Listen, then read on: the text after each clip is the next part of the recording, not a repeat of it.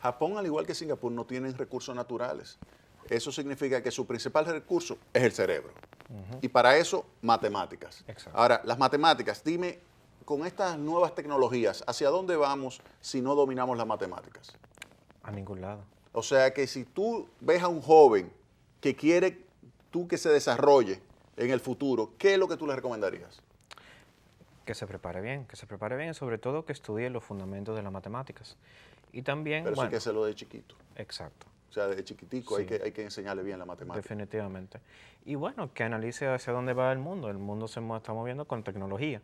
Entonces es súper importante en los últimos tiempos aprender cómo funcionan las computadoras, cómo funciona la inteligencia artificial. Ese tipo de cosas va a ser fundamental para el futuro de las personas. Dime algunas áreas donde, de lo que tú estás haciendo, que se utilicen mucho las matemáticas y que tú veas que tiene un futuro económico importante, porque a la gente hay que darle también su incentivo, porque la gente piensa, no, ese matemático, ese ni se comunica bien con el mundo, ese es un nerdo, ese no. Yo lo que digo, óyeme, el matemático tiene que ser capaz de poder generar dinero. Por O supuesto. sea, yo no he visto, en Estados Unidos, los matemáticos son el mayor salario que tú encuentras es de los matemáticos. Así es. Porque te caen en Wall Street, te caen en áreas que se le paga muy bien. Entonces, yo lo que digo, aquí en la República Dominicana, la gente dice, no, yo no voy a estudiar porque eso es para dar clases. No.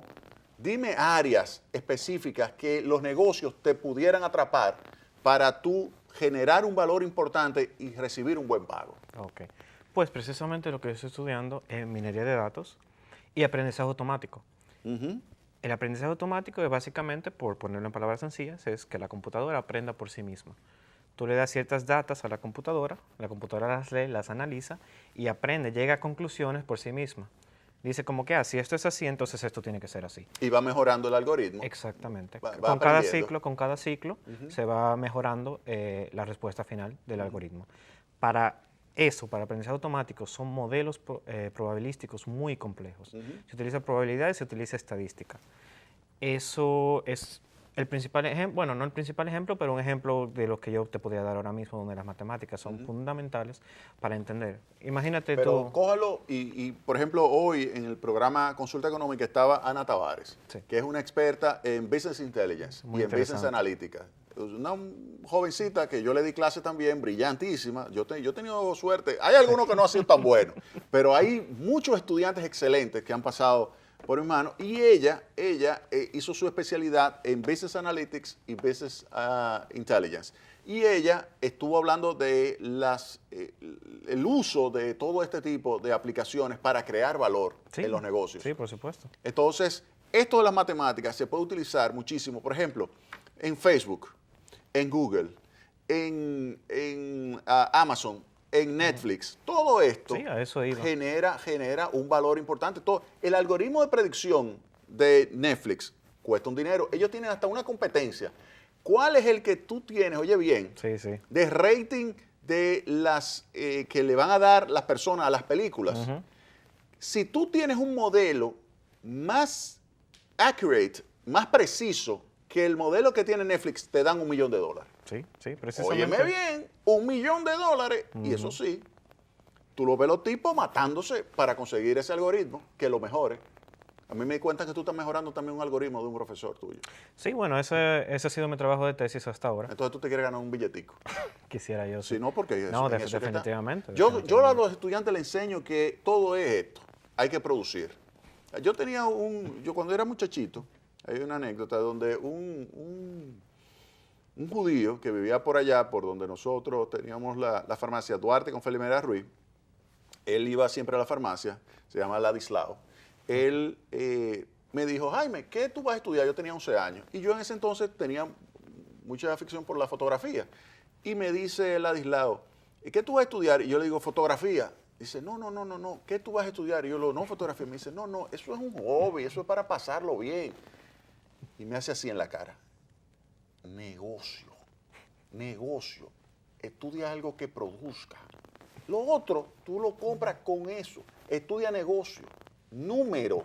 Ok. Un judío, Ladislao. Entonces, la pregunta es, dime tú, cuando estamos hablando de estos algoritmos, ¿tú piensas que hay futuro estudiando inteligencia artificial, estudiando data mining, estudiando lo que es todo lo machine learning, todos estos elementos clave que el fundamento es probabilidad, probabilidad matemática, estadística, econometría, todo esto, econometría bayesiana, todo esto, estudiarlo, ¿vale la pena? Por supuesto que sí. ¿Tú ves que tienes retorno allá en Japón? Por supuesto que sí, en todo el mundo. Te iba a poner el ejemplo el mismo ejemplo que tú pusiste de todos estos analistas allá en Estados Unidos, estos matemáticos. Ellos hacen sus conclusiones y hacen su análisis, pero ¿cuánto tardan? A veces tardan días, tardan meses en llegar a esas conclusiones. Imagínate tú una computadora que te llegue a esas mismas conclusiones en fracciones de segundo, porque es entrenada para eso y cambia inmediatamente. Puede ver una anormalidad en la data, inmediatamente la asimila, la ve, la analiza. Algo que a un ser humano le tomaría semanas. Al más experto le tomaría semanas. Pero ese algoritmo lo hace un humano para que haga eso. Por supuesto. O sea, que ahí detrás no es que la máquina lo hace sola. Eso es lo que cuesta. Precisamente, el humano que escribe ese algoritmo, entonces, no solamente debe saber programar, sino que también debe tener ese conocimiento de las matemáticas y de cómo funciona ese modelo. Y ese modelo, por ejemplo, el que tú estás trabajando, ¿en qué consiste? El modelo en el que estoy trabajando ahora en mi tesis es un modelo que escribió un profesor hace unos años. Trata de simular cómo se expande una enfermedad dentro de un país. O sea, una epidemia. Básicamente trata de analizar la forma en que se expanden epidemias. Entonces, ¿cómo es el modelo? ¿Eso es una ecuación diferencial, ordinaria? Que tú tienes, es un sistemita de ecuaciones diferenciales ordinarias, ¿verdad? Exacto. A los que les interese el tema, pueden buscar. Es un modelo muy conocido, se llama SIR. Mi profesor tomó como base ese modelo y desarrolló el programa para evaluar cómo se expanden distintas enfermedades. Entonces tú estás tratando de mejorar el algoritmo. Sí, esa es una de las cosas que estoy tratando de hacer y también de utilizarlo en otras áreas. Y eso se puede utilizar, por ejemplo, en salud pública. Vamos a suponer, nosotros tenemos dengue. Sí. Entonces, el dengue, hay zonas donde a ti te gustaría ver cómo se va a difuminar, a difundir, a expandir lo que es esa enfermedad. Entonces, ¿cómo tú lo haces matemáticamente con ese modelo?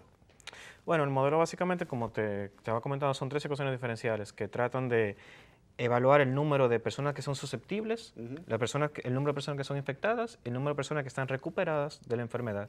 Esos son 3 números, 3 ecuaciones diferenciales que las rigen cada una y están relacionadas entre ellas. Por ejemplo, están en variante de que la suma de las 3 es igual a la población total.